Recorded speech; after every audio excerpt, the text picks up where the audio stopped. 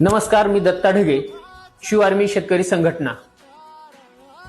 अगोदरच दुधाला भाव नसल्याने वैतागलेला पिडलेला शेतकरी आणि त्यातच गोरे आणि भाकड जनावर सांभाळण्याचा अतिरिक्त ताण, त्याच्यामुळे त्याचं कंबरच मोडलंय।